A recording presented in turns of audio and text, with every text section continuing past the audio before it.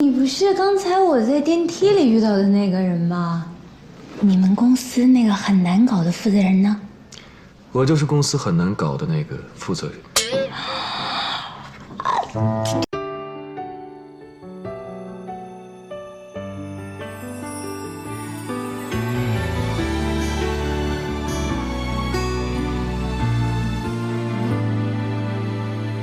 你是否觉得有一点累了？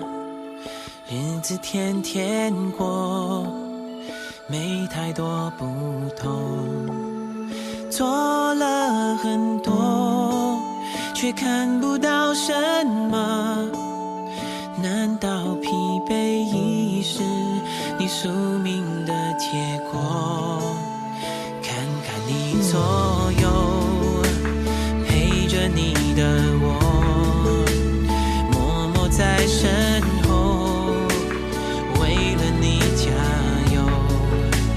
再多感受我都听你说，因为你就是我最重要最好的朋友。用我的爱给你力量，重新看世界的模样，你可以变得很不一样。相信我的爱给你力量，紧紧握住你的梦想，航向你最想去的地方。你会发现幸福就在手上。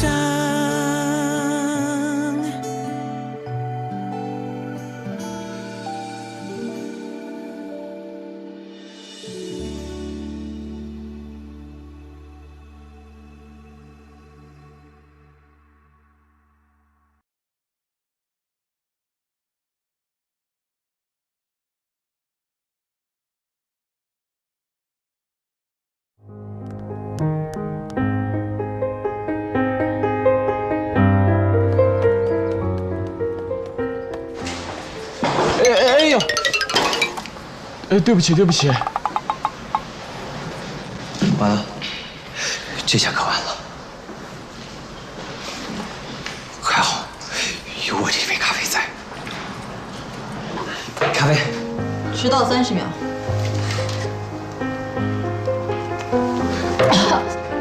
怎么了Coco 没有和你说过吗？我只喝大杯无奶泡的低脂拿铁。？Coco 跟我讲的时候，我可能刚好赶上耳鸣，没有听清。今天你就先凑合着喝，明天我一定改进。我最讨厌不守时，迟到30秒是你今天犯的第一个错误。今天的资料和行程呢？就知道你忘了，这是你今天犯的第2个错误。出发。真是女魔头，也太难搞了吧！迟到30秒就斤斤计较，咖啡不对味儿就唠叨，为了买咖啡我跑得满头都是大汗。他居然在这里优雅的听音乐，这根本就是践踏了人权。愣着干什么？快点走。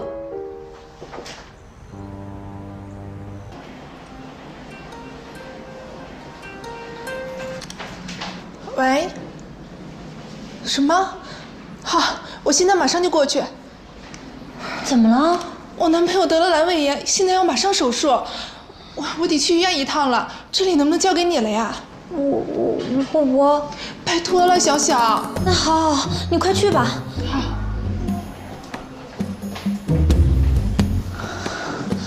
怎么办啊？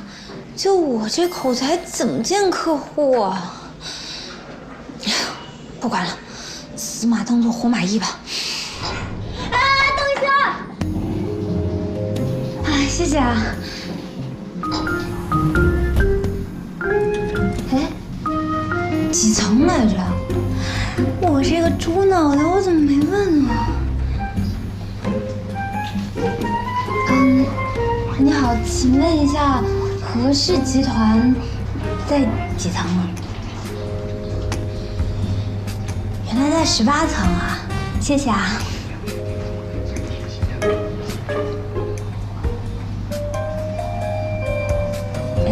听说何氏集团的那个负责人很难搞，是不是？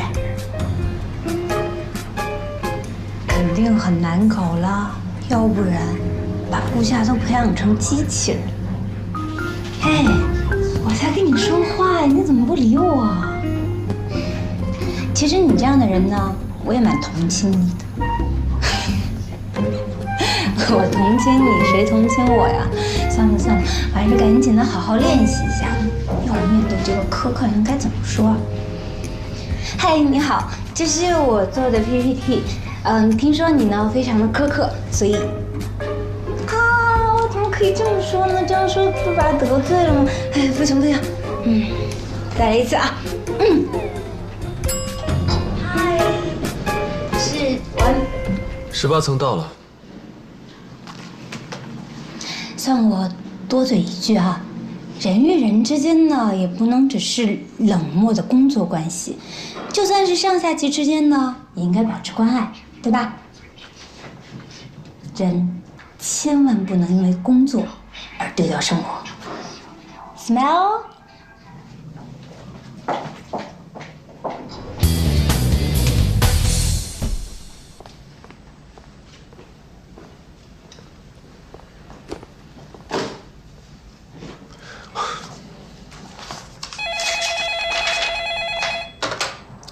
喂，何总，完美公关的苏小姐已经在会议室等您了。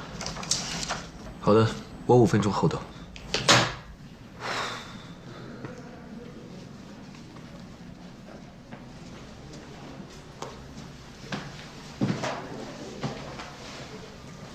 你不是刚才我在电梯里遇到的那个人吗？你们公司那个很难搞的负责人呢？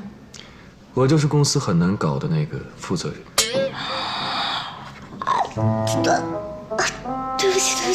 对不起，我在电梯里边说话太过分了，但我没有想到您就是，对不起，真的对不起。啊，这是我做的那个计划，您看一下吧。这是我连夜赶出来的 PPT， 您看看有什么需要修改的地方，我可以进行修改，修改到您满意为止。看完了。这么快就看完了？该不会被否了吧？我觉得这个企划案做得不错，但是我希望你可以详细的说明一下。说明？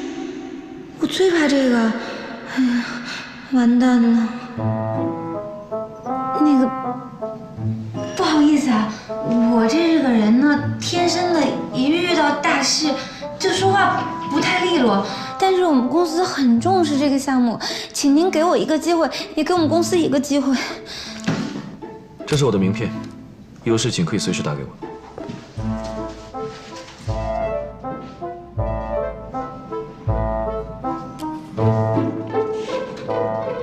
何汉，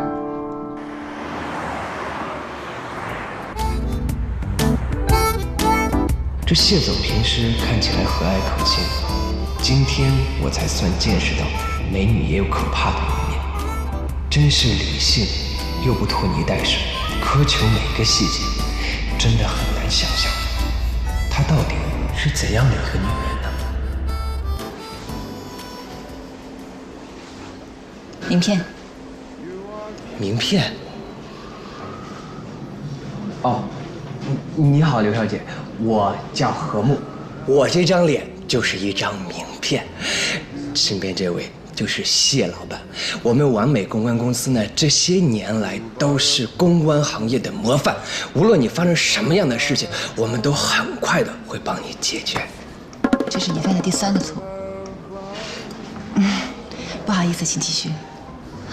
情况是这样的，最近媒体曝光了一组我和韩先生回家的照片，网络上现在铺天盖地都是这个新闻，我的工作和生活全都被打乱了，而且已经影响到韩先生的事业，韩青集团的很多业务也因此受到了影响，公司的股价也开始下跌，所以我想委托你们帮我处理一下。刘小姐，我们想先和韩先生接触一下，了解一下他那边的想法。我和韩先生提过要处理这件事，但是每次和他商量，他都是一副无所谓的态度。为什么呀？他说流言蜚语他不怕，而且确实和我是恋爱关系，所以不必藏着掖着。我劝不动他，只好自己过来找你们了。刘小姐，你方不方便告诉我们，你和韩先生是怎么认识的？记得我第一次见到韩先生的时候，是在我上大学的时候。他们出生的时候呢，嘴里含的那是我第一次听到他的演讲，从那个时候起，我就开始崇拜他。一无所有。大四那一年，他到另外一所学校演讲。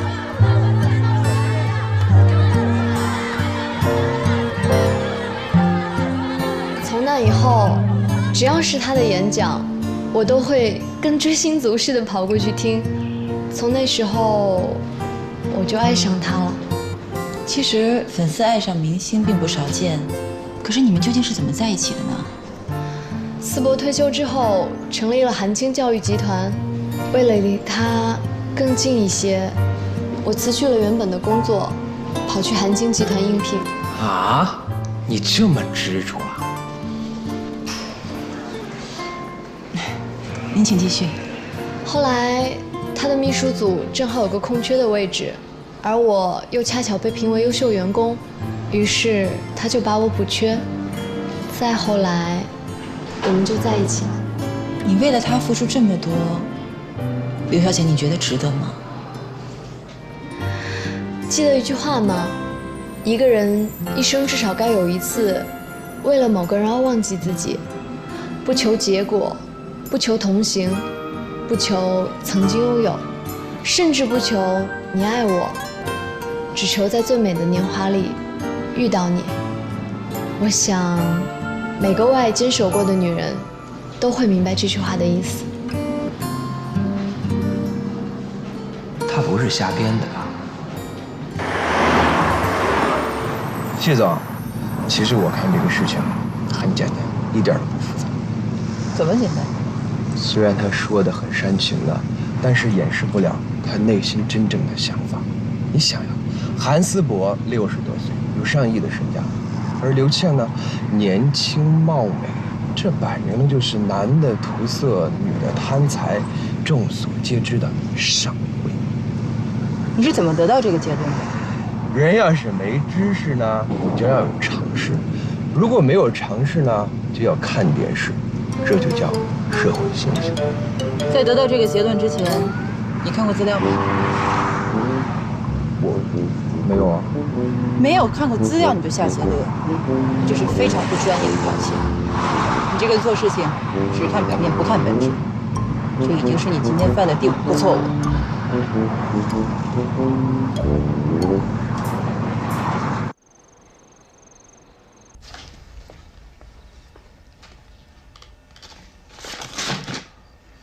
我今天刚跟谢总正式共事的第一天，就犯了5个错误，这也太出师不利了吧？不行，我明天得扳回这一局来，我一定要把他所有习惯都要搞清楚。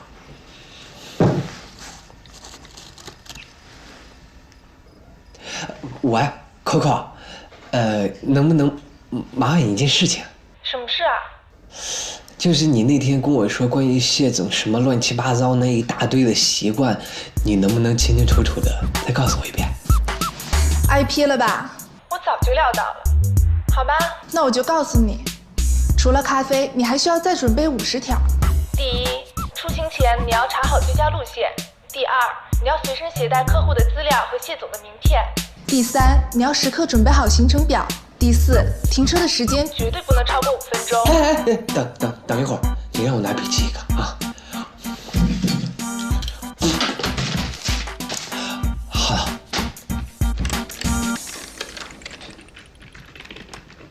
哎，小小还没睡啊？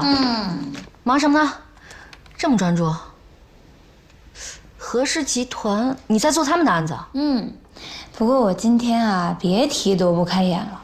我去和氏集团遇到一个人，我还以为他呢就是普通的员工，我跟他抱怨了一大堆他们负责人的坏话，没想到他就是负责人啊！你当面抱怨他，他没让你走，还让你留下，现在还做他们的案子，他是不是喜欢你啊？姐，你胡说八道什么啊？如果姐是个男人的话，你当面抱怨我，我早就把你 fire 掉了。居然他还……告诉姐，他叫什么名字？何汉。何汉，会不会跟何家有什么关系啊？听说何家只有一位少爷，就是何母，应该没有什么关系，只是同姓吧。也许，可能是何董比较喜欢用同姓的人。要是姐以后开企业，连扫地大妈都姓苏啊！好了，不开玩笑了。哎，小小，我跟你说，如果你能处理好这个大案子，那你以后在公关行业就立住脚了。姐支持你，干巴爹，干巴爹。我去洗澡了。对啊。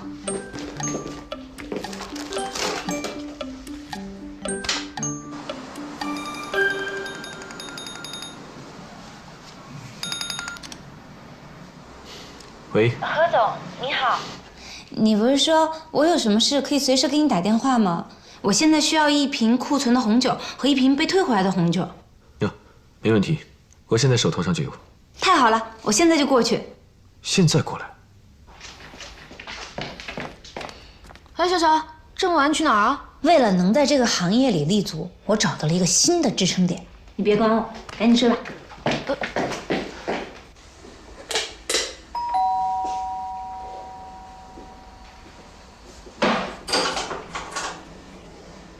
不好意思啊，这么晚了还来打扰你。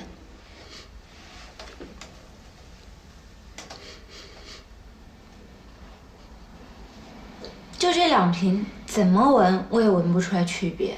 不要说你了，连我都闻不出来。那我可以尝一下吗？可以。好涩！一看你就是个不会喝酒的人，红酒本来就很涩。谁说的？我经常喝酒，我的味觉超级灵敏的。刚刚一定是喝太少了，我再多尝一点啊。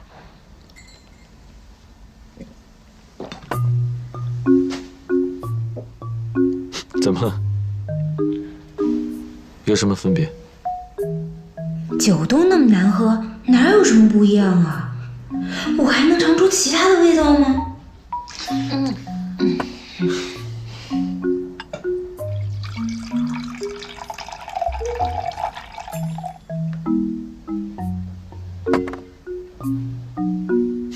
你不是说你的味觉超常吗？超常的人只需要尝1口，然后慢慢的品尝它的味道，不是像你这样大口大口喝的。哎，酒呢就要大口大口的喝，就跟吃我妈妈做的菜一样，小口小口的尝，怎么知道里边有什么区别呢？只有大口大口的吃，才知道它今天是盐放多了还是醋放多了。何总，你不要管我了，让我好好的尝一下。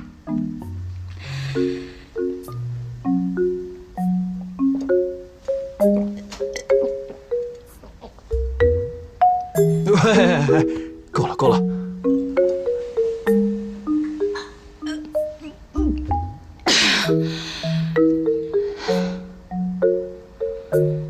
何总，我现在有感觉了。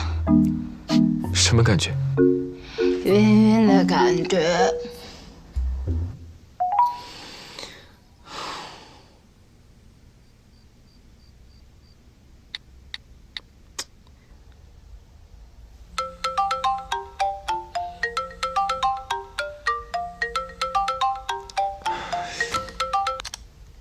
喂，你是谁啊？小小的手机怎么在你那儿？你是不是对小小做了什么呀？你别着急，他只是喝醉了。你能不能把地址发给我，我送他回去？哦，好，我一会儿发给你。小小从来不喝酒啊，现在居然喝醉了，而且接电话的还是个男的，该不会是他遇到坏人了吧？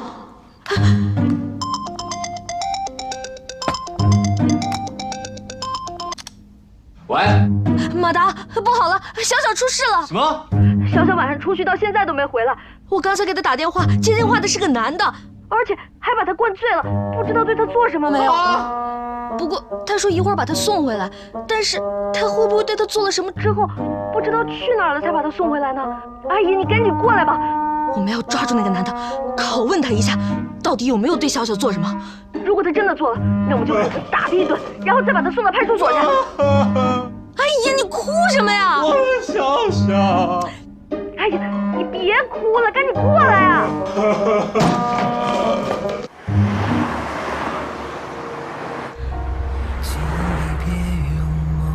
结婚？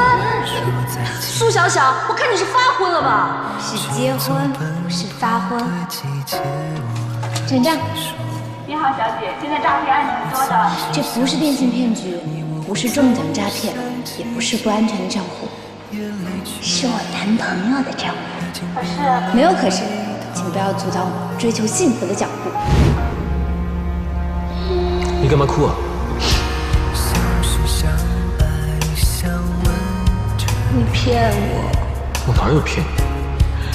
我那么的信任你，你为什么要骗我？你为什么要在我们结婚的那天跑掉？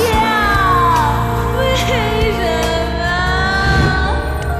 不用谁来安慰谁，有人能停止时间吗？当爱冻结时，喂，你好，我找一下刘建斌，我是他的女朋友。刘建斌，对不起，我们公司没有这个人。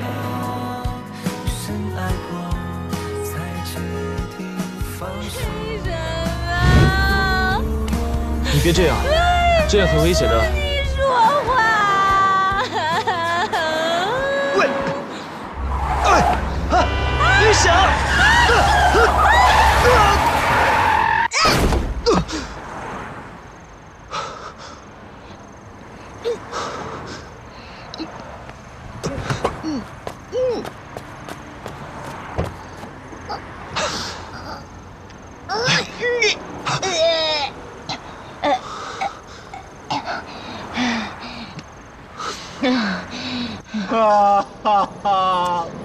你哭什么呀？我的小小，我想睡觉了。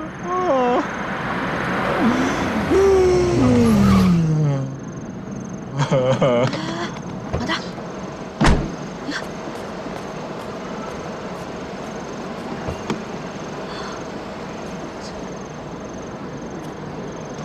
林大爷！喂，你对他做什么啊？我什么都没做。我才不信哎！我也是个男的啊，一个女的喝成这样子，孤男寡女，我肯定什么都干了啊！你是？我是苏小小的男朋友。是吗？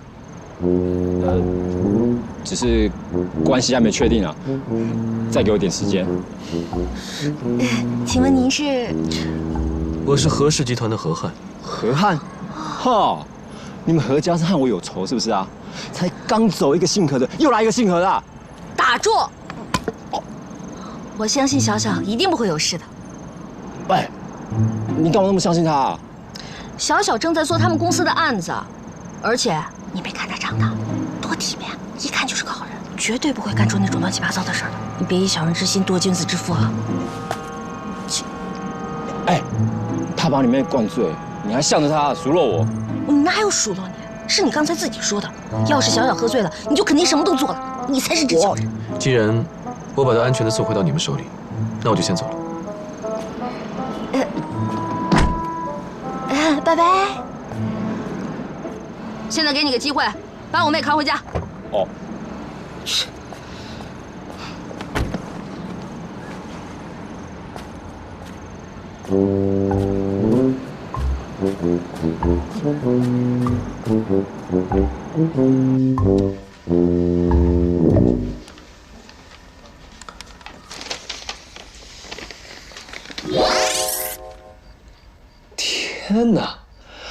有这么多不平等的条约，那看来我今天晚上没觉睡了。第一，每天上班前一定要喝没有奶泡的低脂拿铁咖啡，而且还是滚烫的。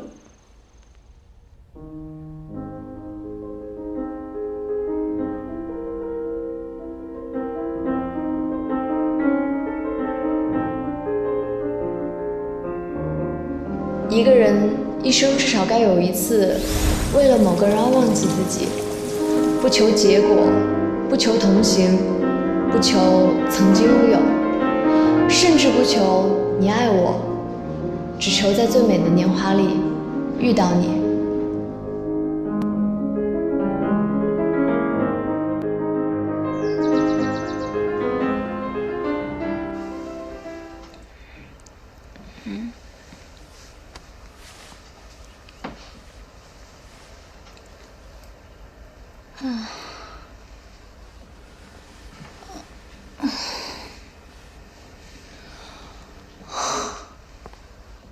哟，我们家小酒鬼终于醒了。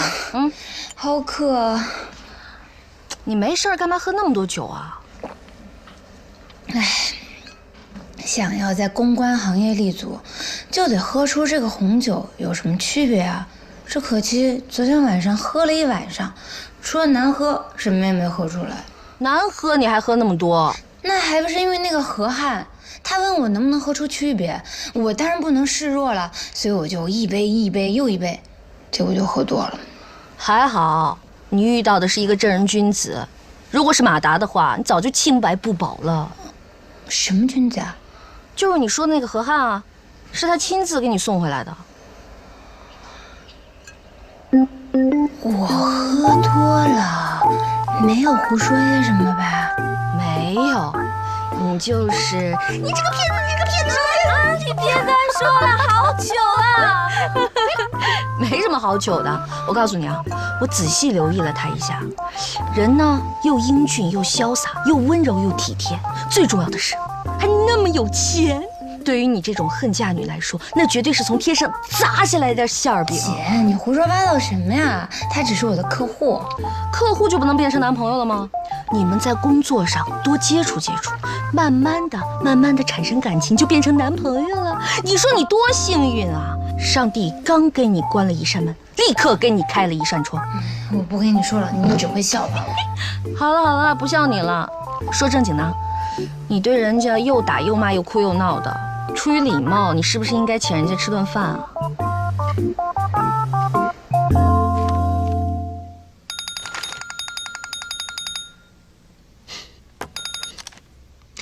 怎么酒醒了？是啊，何总，您今天有空吗？我想约您见个面。好啊，几点在哪里？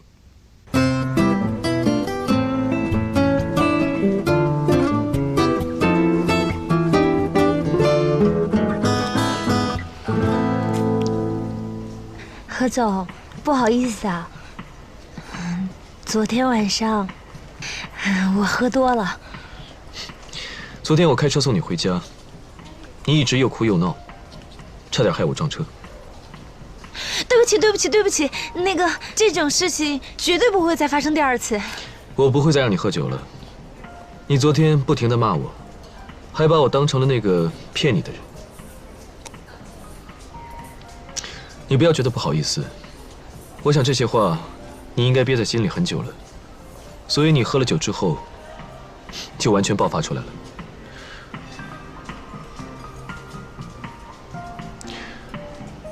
如果你不介意的话，我可以当你倾吐的对象。其实除了工作关系之外，我们还可以做朋友的。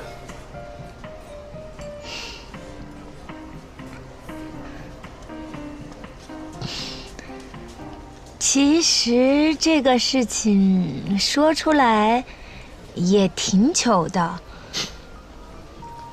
我从小到大最大的愿望，就是有一个幸福美满的家庭。不需要多少钱，也不需要做多大的事，只要能和心爱的人在一起，彼此关爱，相互扶持。我们每天只是做些平平淡淡的事情，就是最大的幸福。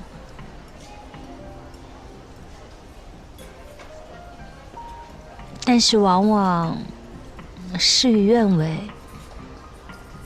那个时候，他说他所有的想法都和我一样，说我们俩可以一起开一家以植物为主题的咖啡店。只是可惜，他说的一切都是骗我的。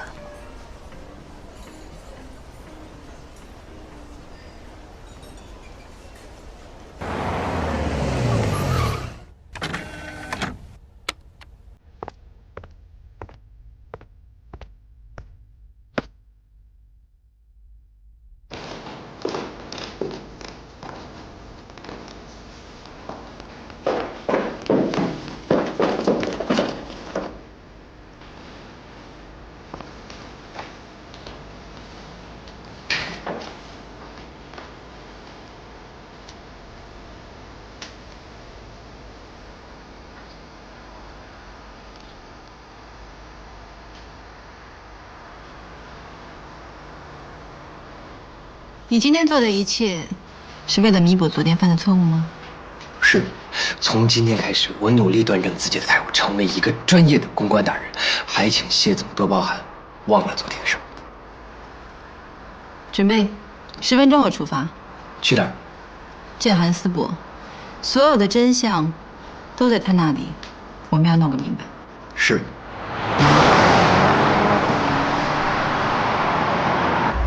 今天下午在韩青下属的一个学校，韩思博有个公开的讲座，只要在那里守着他，他一定会出现。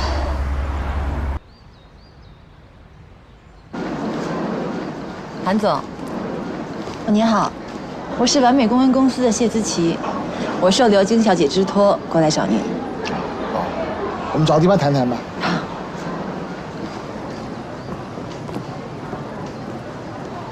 我就开门见山的说吧。我不希望你们公关公司介入我和刘晶之间的私事，加入这个口水仗。韩总，本来您和刘晶小姐之间感情的事情，外人是不便参与，但是她为了维护您的声誉，委托我们来处理这件事情。既然我们接受了委托，就应该把它处理好。谢谢你对我们的关心，金属发证费用呢，我全会负担，请你把这案子给撤销了。这两口子怎么这么麻烦呀？一个是来委托的，现在一个又来撤销委托的，他俩这是演哪一出啊？幸亏我们跟他解约了，要不这两口子真折腾起来没完。既然接受了委托，就不能随随便便的放弃。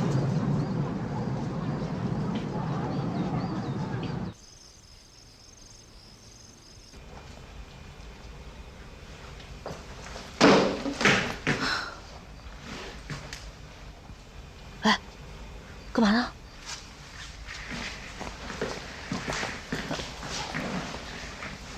妈妈，我问你啊，最近小小有什么事情啊？这还在学喝酒呢。回来以后啊，就拿着一个瓶子，弄个杯子，晃呀晃，闻闻的。完了之后呢，不吃不喝，也不理我，也不理你爸爸，这到底要干什么呀？妈，没事儿，他不是学喝酒呢。他最近啊接了一个跟红酒有关的项目，正在找突破口呢，你就别瞎操心了啊。你这样讲我还放点心啊。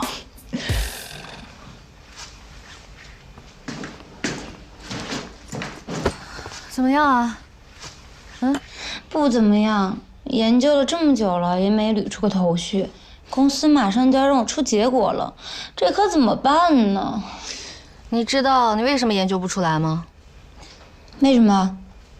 因为……你快说呀，别卖关子啊！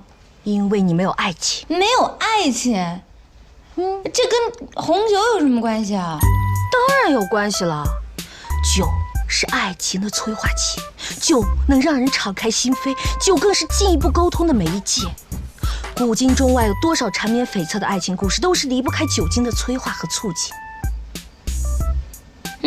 你说了这么半天，你也没说红酒跟爱情有什么关系。爱情需要经历，红酒需要品尝，所以你现在应该去谈一场恋爱，回来呢，你就知道该怎么品酒了。那是说谈就能谈吗？老天也要给我一个恋爱的对象吧？你的客户啊，现成的好对象，何汉。那个有问题的红酒最近的情况怎么样？到目前为止，除了上次那几个电话，暂时还没有其他顾客来反映。那可能就是单品的问题了。你以后一定要加强生产线上的管理，不可以让那个不合格的产品流到市场上去，一定要确保我们何氏集团数十年来的商誉。知道了，爸。据财经新闻网消息，著名企业家韩青集团董事长韩思博先生因爆出秘书门事件而备受社会各界指责，连累韩青集团声誉受损。周一，韩青集团股价以跌停开盘。喂，谢总，有位刘静小姐找您。今天一早，韩青集团的几个董事就召开了特别会议，要求思博辞职，而且现在几个要罢免他的董事都是他曾经的学生，他一气之下就病倒了。这几天我有劝过他，总希望能为他做点什么，哪怕跟他分手都行，但是他什么都不肯听。刘小姐，你有没有想过和韩先生结婚？因为如果你们结婚的话，这个风波自然就会平息，而所有的流言蜚语会不攻自破的。其实韩老师之前就向我求过婚，但是被我拒绝了。为什么呢？我只是不想被别人误会，跟他结婚是为了图他的钱。其实刘小姐，两个人如果真心相爱的话，不必太在乎别人怎么说的。只是，现在韩青集团的股价已经跌停，而韩先生的董事长职务很可能被罢免。如果这个时候以这样的状态他跟你求婚，你会答应吗？韩董你好，我今天不是来和您谈生意的，我是作为一个女人，以刘晶朋友的身份和您谈一谈。谈谈，有什么好谈？我决定的事情都是不会更改的。韩总，您认为您真的了解爱情吗？爱情需要两个人的依恋、依赖、互相信任，这都不是一个人可以单独完成的。如果您真的爱一个人，你一定希望他过得开心，而不是把自己的想法强加给他，一厢情愿的把对方推到一个进退两难的地步。这样做是很自私的。所以，我认为您并不爱刘晶。我不爱他，我又怎么会向他求婚呢？我曾经对艾琳承诺过，我会一直爱她，直到我生命终结。阿玲是谁？还是说，您在爱着刘晶的过程当中，因为有了外遇，所以觉得对不起她？你不许侮辱她，阿玲是我最爱的妻子。那您的妻子，她过世。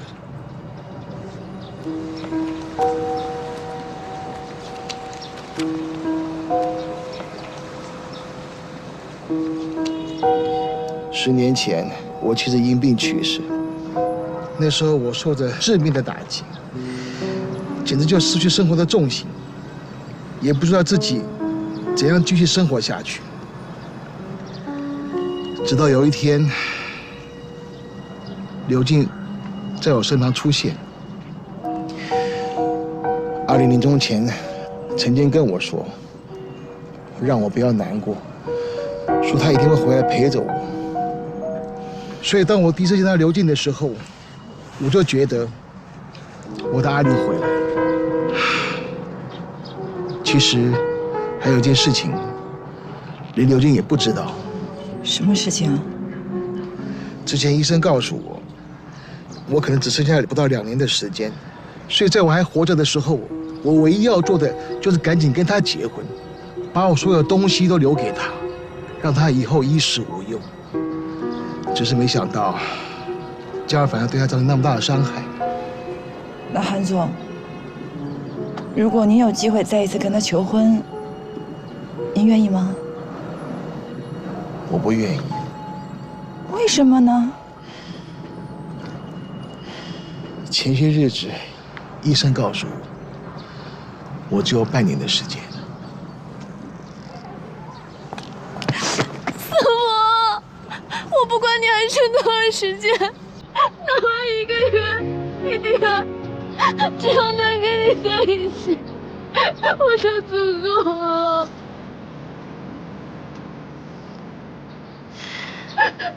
师傅，你愿意娶我吗？刘姐，我答应你。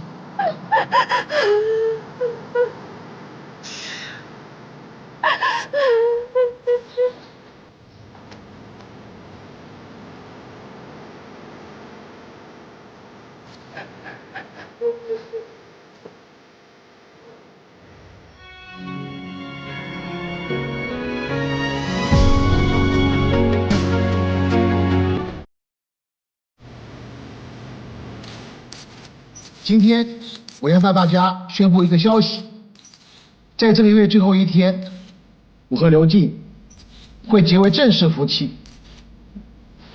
今天我和刘静之所以能够站在这里，能够把我们的感情公诸于世，我特别感谢完美公司以一种新的方式解决了我们之间的问题。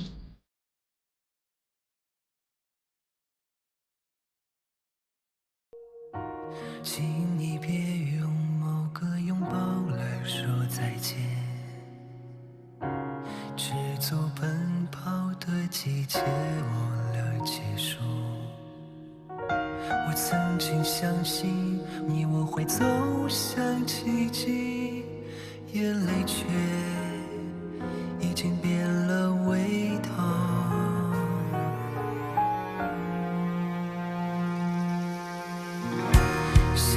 相爱相吻着离别，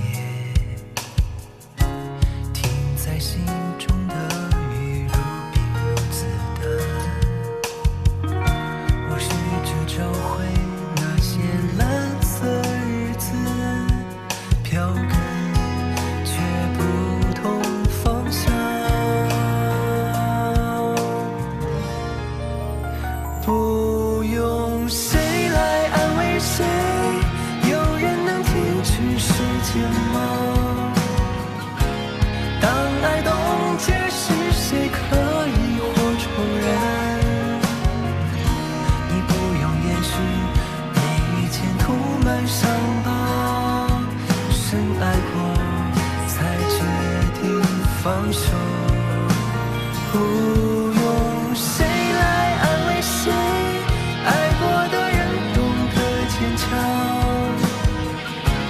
一发不回的结，谁又能如何？你不能隐藏，背对着背墙忍着，放手后世界变白色。不用谁来安慰谁，有人能停止时间吗？当爱冻结时，谁可以或重燃？你不用掩饰每一件涂满伤疤，深爱过才决定放手。